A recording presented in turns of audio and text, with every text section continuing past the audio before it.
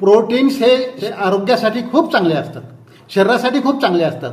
तर या प्रोटीन्सचं power house असं म्हणून जे आपण घटक म्हणतो अन्नधान्यामधले, की जे द्विदल असतात, ज्याच्यामध्ये शेंगदाणे आहेत, वटाणे आहेत, फुटाणे आहेत, अशा याच्यामध्येच एक चवळी हा पण एक चांगला प्रकार आहे, की जे पण प्रोटीन्सचं पॉवर हाऊस म्हणून आपण ओळखलं जातो. जसं सोयाबीन असतं तशाच प्रकारचे हे चवळी पण आहे. तर हे प्रोटीन सतत आहारामध्ये जर वापरण्यात आलं तर त्याचे फायदे जे इतर प्रोटीन असतात त्याला कंप्लीट प्रोटीन करण्यामध्ये होतात.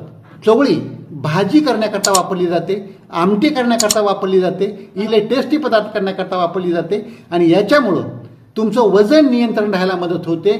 तुम्हाला जास्त कार्बोहायड्रेट किंवा कार्बोदके किंवा ग्लुकोज जास्त शरीरामध्ये जात नाही आणि त्यामुळं तुमच्या अंगामध्ये चरबी जास्त तयार होत नाही आणि तसंच डायबिटीसचा धोका, साखरेच्या बिमारीचा धोका पण त्या व्यक्तीला राहत नाही, हृदयाचा पण धोका राहत नाही, मेंदू पण चांगल्या प्रकारे कार्य करायला लागतो.